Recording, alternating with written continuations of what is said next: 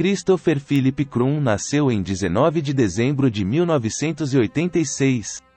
Além de ser um violinista talentoso, Chris era um excelente aluno e tinha grande interesse em fontes de energia renováveis. Christopher Krum era filho único de James e Carol Krum. Ele adorava velejar e estar no barco com os pais. Ele foi descrito como tímido, mas muito inteligente. James, ou Jim, como era chamado, era professor de ciência da computação no Casper College em Casper, Wyoming. Carol era dona de casa e pintora. Christopher era extremamente próximo de sua mãe. Em 2005, Christopher estava perto de terminar o ensino médio. Ele acabara de saber que havia sido aceito na Escola de Engenharia da Universidade Estadual do Colorado. Infelizmente, Carol, a mãe, havia sido diagnosticada com câncer de mama, e o câncer já estava avançado. A saúde de Carol piorou. Christopher não queria sair do lado dela, mesmo que isso significasse desistir da escola. Carol não queria isso para ele, então ele concordou em ir para a faculdade e começou a estudar. Ele fez amizade com vários caras do clube da igreja e até foi morar com eles. Carol faleceu pouco antes das provas de Christopher. Ele não compareceu ao funeral de Carol. Muitas pessoas próximas a ele acreditavam que ele não conseguiria enfrentar isso. Jim, o marido, se dedicou ao trabalho no Casper College. Vários meses depois, perto do Natal, Christopher voltou para casa. Jim participou de vários cafés da manhã com seus colegas e tornou-se próximo de outra professora chamada Heidi Arnold. Jim e Heidi começaram a namorar. Ela finalmente foi morar com Jim cerca de 6 meses após a morte de Carol.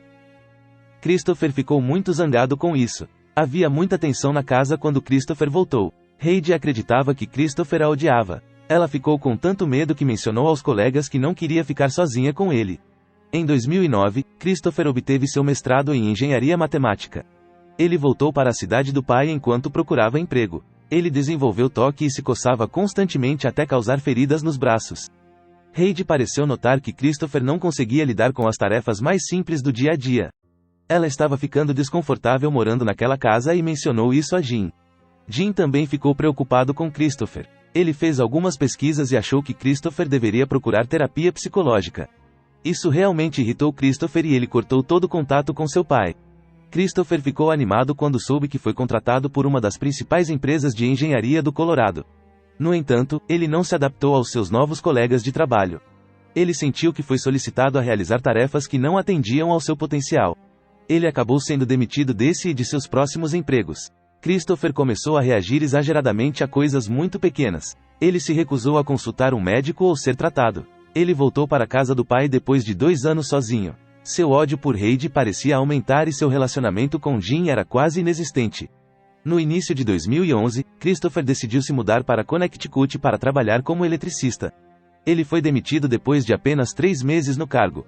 Em 2012, Christopher se recusou a falar com seu pai.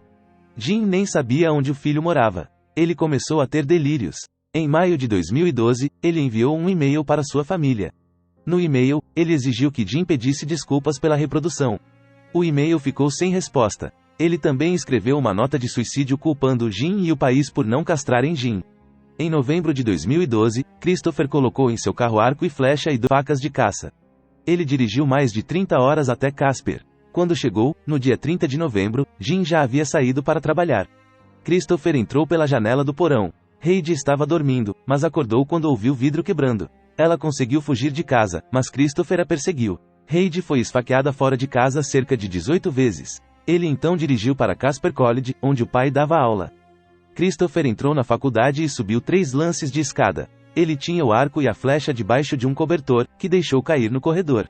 Ele entrou na sala onde Jim estava ensinando e atirou uma flecha na cabeça dele.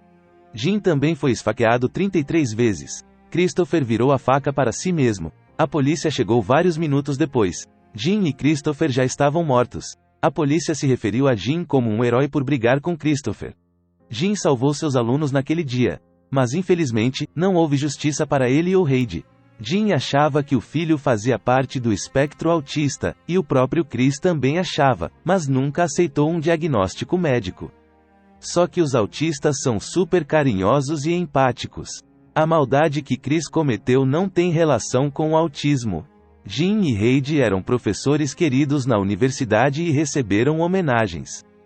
Pai e filho foram cremados e as cinzas seriam espalhadas na propriedade do rancho de Jim, por membros da família em uma cerimônia privada.